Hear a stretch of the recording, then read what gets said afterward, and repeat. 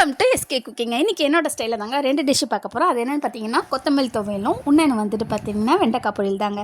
இது ரெண்டும் வந்து என்னோட ஸ்டைலில் எப்படி பண்ணலான்றது வீடியோக்குள்ளே போய் பார்க்கலாம் வாங்க.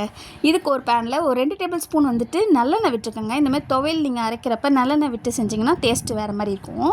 இப்போ எண்ணெய் நல்லா கொஞ்சம் சூடு ஏறினதுக்கப்புறம் ஒரு 3 டேபிள் ஸ்பூன் உளுந்த பருப்பு எடுத்திருக்கேன், 1 டேபிள் ஸ்பூன் கடலைப்பருப்பு, ஒரு 6 தேங்காய் பத்தை, ஒரு 6 பல்லு பூண்டு போட்டிருக்கேங்க.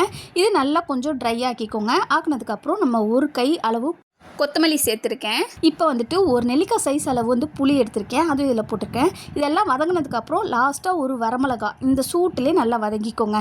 ஆற விட்டு உப்பு போட்டு அரைச்சி எடுத்திங்கன்னா நம்மளோட துவையல் அல்டிமேட்டாக இருக்குங்க. சுடு சாப்பாடில் இந்த துவையல் ஒரு டேபிள் ஸ்பூன் போட்டு நெய்யோ இல்லாட்டி நல்லெண்ணெய் ஊற்றி சாப்பிட்டு பசஞ்சு சாப்பிட்டிங்கன்னா சும்மா அல்டிமேட்டாக இருக்குங்க.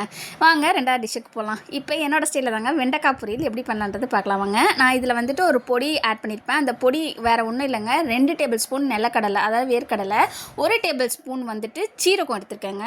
இது வந்துட்டு 2த்தையும் போட்டு நல்லா கொஞ்சம் சொரப்பாக அரைச்சிக்கோங்க. அதுக்கப்புறம் ஒரு 7 பல்லு பூண்டு, ஒரு காஞ்ச மிளகாய், இது எல்லாமே ஒன்றாவே போட்டு அரைச்சி தனியாக எடுத்து வச்சுருக்கேங்க. 2 டேபிள் ஸ்பூன் எண்ணெய் விட்டு கடுகுளுந்த பருப்பும், ஒரு 1/4 டேபிள் ஸ்பூன் ஜீரகம், ஒரு 1/4 டேபிள் ஸ்பூன் மஞ்சத்தூளுங்க. இது எல்லாமே கொஞ்சம் அந்த எண்ணெயிலே பொரியட்டும். ஒரு வெங்காயம், சின்ன வெங்காயம் போட்டு நான் கட் பண்ணி போட்டிருக்கேன். ஒரு கொத்து கருவேப்பிலை ஆட் பண்ணி நல்லா கிளறிக்கோங்க. இதுக்கு தேவையான அளவு சால்ட்டு நம்ம அந்த வெங்காயத்திலே போட்டுக்கலாங்க.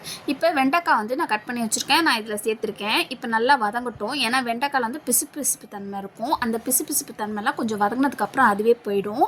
நல்லா கொஞ்சம் ட்ரையாக ஆனதுக்கப்புறம் நம்ம அரைச்சி வச்சுருக்க பொடியை இதில் சேர்க்கலாங்க. இதில் இப்படி சேர்த்ததுக்கப்புறம் இதில் ஒரு 2 கிளறிக்கோங்க. அதுக்கப்புறம் நான் வீட்டில் அரைச்ச மிளகாத்தூளை வந்துட்டு ஒரு 1/4 டேபிள் ஸ்பூன் காரத்துக்கோசம் நான் சேர்த்துருக்கேன். அதையும் இதில் சேர்த்துக்கலாங்க. சேர்த்துட்டு நல்லா ஒரு பரட்டு பட்டிக்கோங்க. சிம்லேயே ஒரு 5 நிமிஷம் விட்டுருங்க.